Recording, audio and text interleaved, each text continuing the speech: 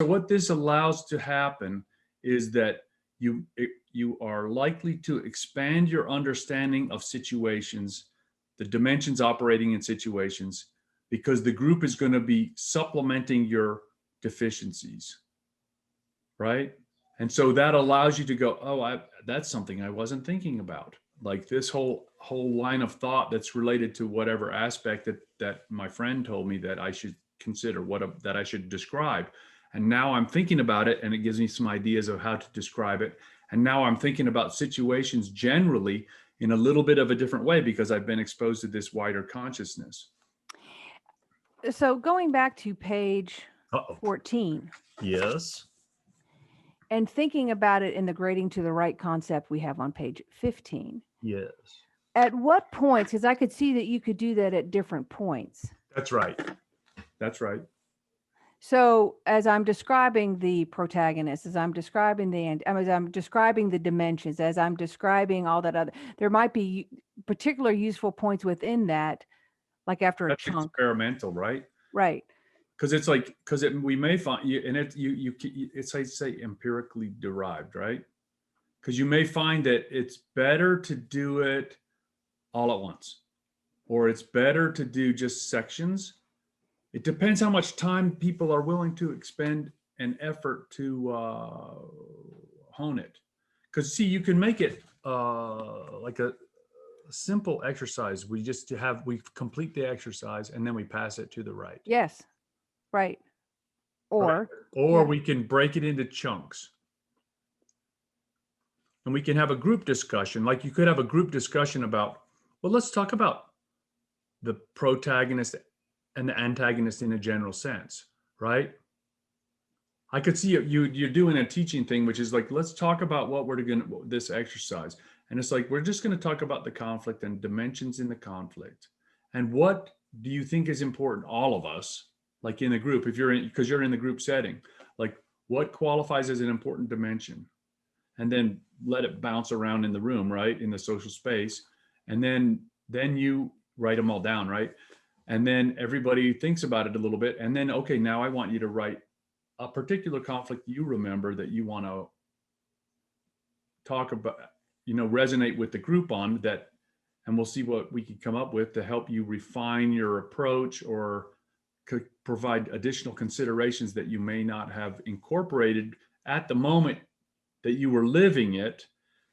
But in retrospect, that we can supplement the experience by reflecting upon it and then generating other potentials that we didn't visualize at the time. And I could see that being different for different media. So the workbook itself, or the book itself, I could see describing a particular, asking a question, describing, so there can be narrative that interjects within the exercise. If it's in the group setting, that might look differently. And if it's on the internet, online setting, that would also look differently. But okay, that makes sense. That was good. So that you did a good job there. That was excellent. So I'm writing on the back of page 14 because I filled up page 14 already. Darn. Wait, you just do it wherever you do it. I like that. So in a book, so it's interjected narrative, right? Right.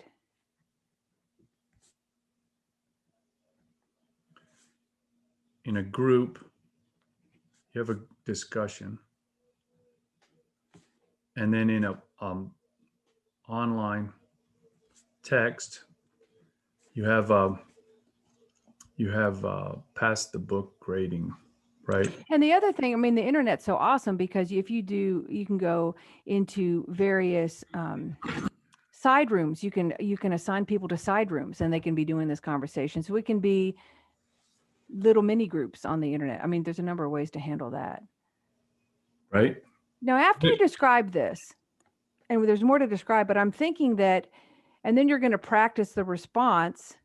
And then, because I think a lot of the problem that people have with conflict is they read this, and it's going to be an amazing training and book naturally, but they read it and then you walk away and you don't implement it. So there needs to be that continued, and maybe that's part of the continued work we offer people. They can come back and they can practice out a conflict. Right. So you could go like this is okay, you create a group right? And so you say, wait, this page 16. 16 is like you create a group. Okay, so create a group is the name of this page. Okay, which is a resource Yes. for reflection upon conflicts that I face in my life that I can tap into whenever I feel the urge, right?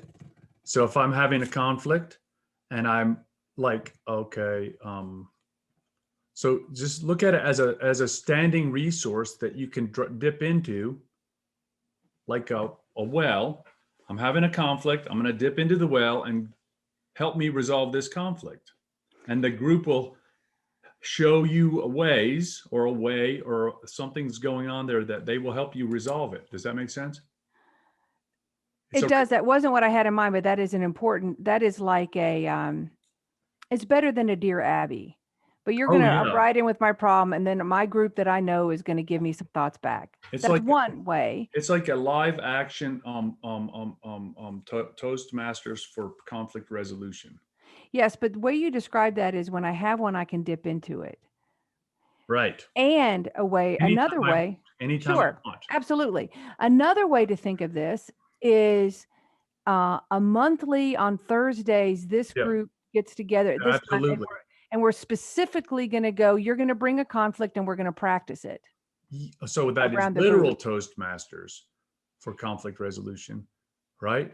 Yes. So I could have a time. So scheduled and unscheduled. Yes. So there's specific training and then there's personal resource, right? Yes.